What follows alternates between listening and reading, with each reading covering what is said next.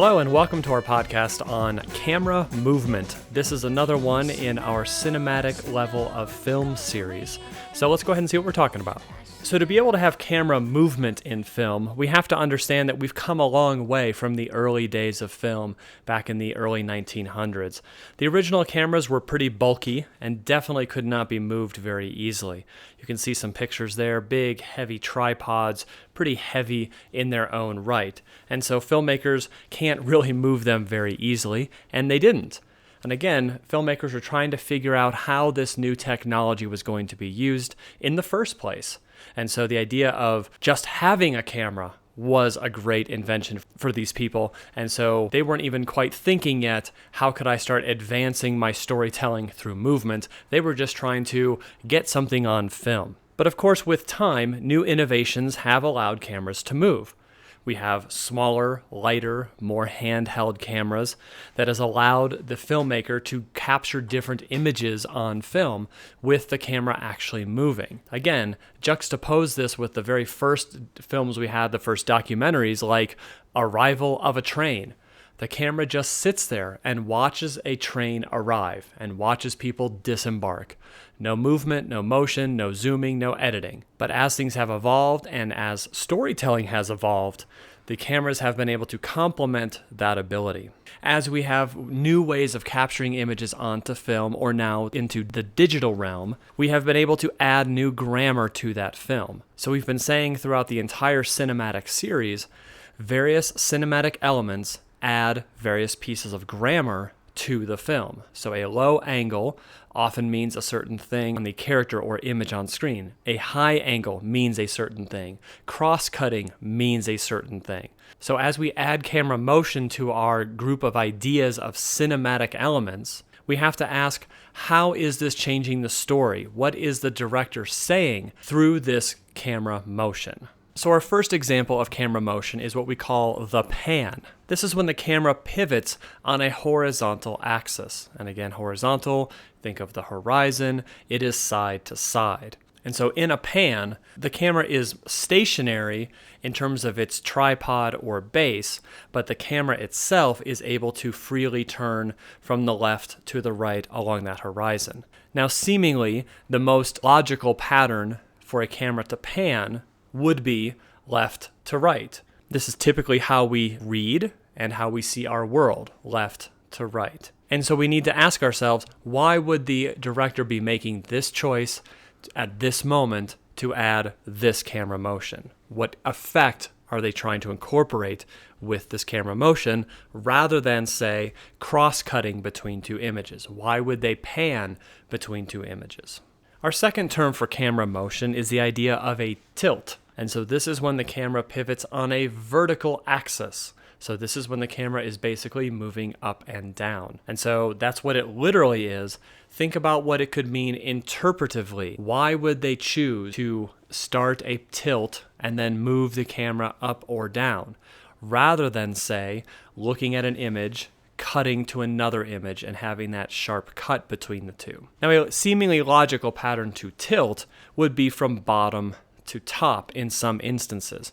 This would allow, for example, the filmmaker to capture the sheer size of perhaps a building or of a mountain or some humongous obstacle that a character has to overcome. If you want to show how tall it is, rather than, say, using a long shot and seeing the huge building in the background, how much more dramatic could it be if the filmmaker focuses in on the bottom floor and then slowly tilts all the way up so the audience can see the sheer size of that obstacle that the character might have to overcome? Think about it in terms of introducing people. If we tilt from the bottom up, we end up on their face. We can see who they are. We can see a lot of qualities along the way, perhaps what kind of clothes they're wearing, what kind of jewelry, and then ultimately their face.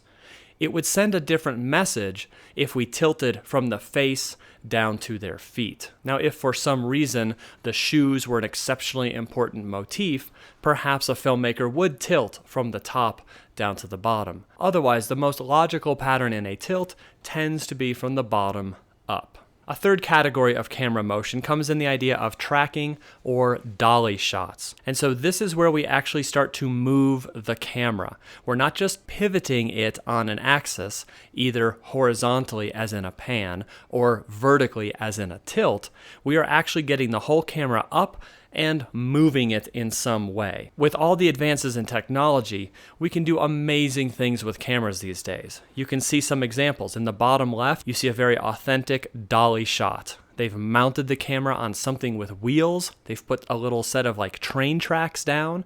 And as they are progressing, the camera can be following alongside the characters or action that they're trying to capture. It provides a different feel interpretively.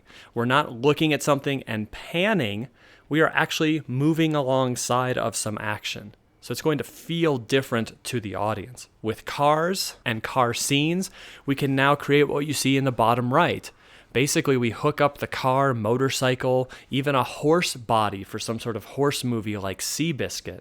And we hook it up to this contraption where the camera is mounted and moving, and then the car, motorcycle, horse body, or whatever is just dragged along. Increases safety because the driver isn't actually driving, and it also creates some different images for the audience. Some other things to consider might be the idea of the GoPro. We're starting to see more and more uses of these just on YouTube and around the world. Who's to say that we wouldn't be seeing GoPro caught footage in major Hollywood films within the next couple years, if we're not already seeing it now? And then finally in this, the idea of drones. The idea of remote-controlled drones with cameras on them can add a completely different feel to what the audience sees. No longer are we bound to tripods. No longer are we bound to dollies. Now we can hook these things up to drones and have them in a flight pattern that helicopters and planes just can't capture. We can certainly do that. We can affix our cameras to helicopters or planes or hot air balloons if we wanted.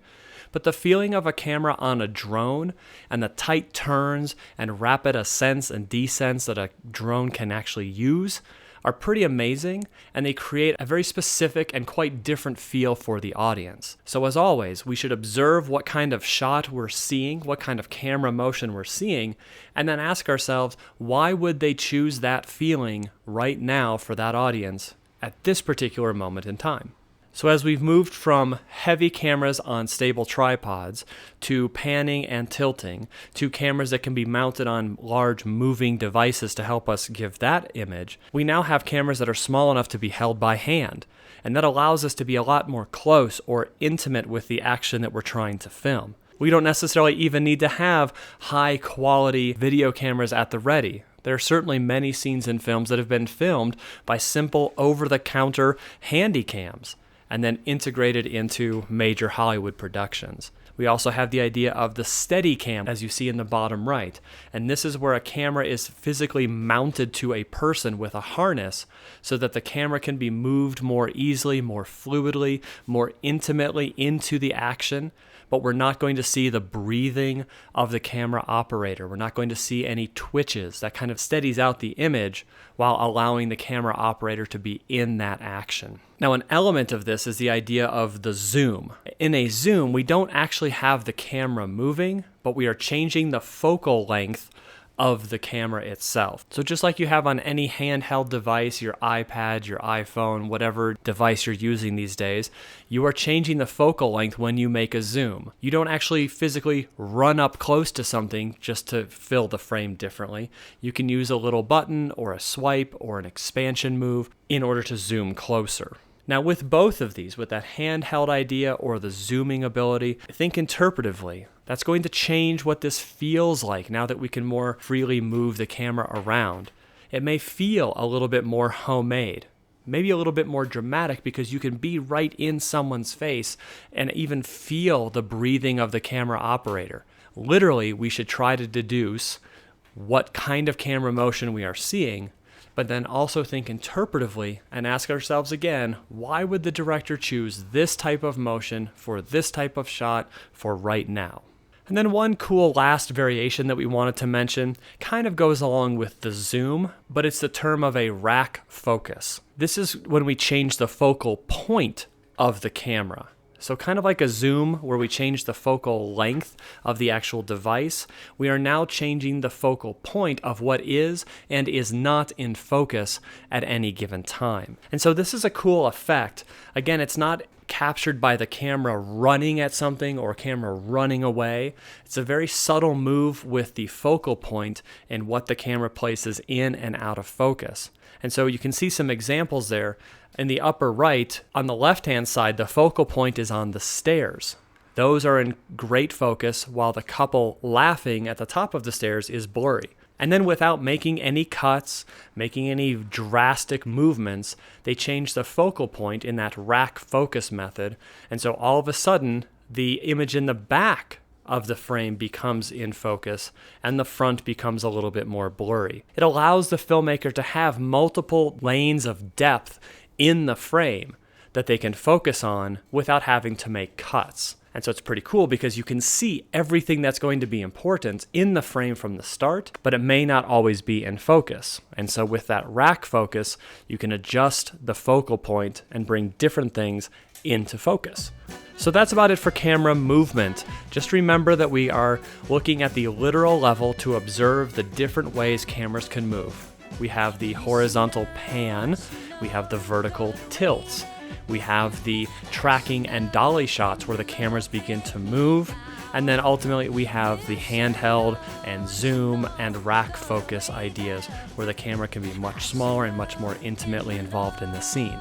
And then once we've observed the different ways that images might be captured, we always have to ask ourselves interpretively, why does this matter?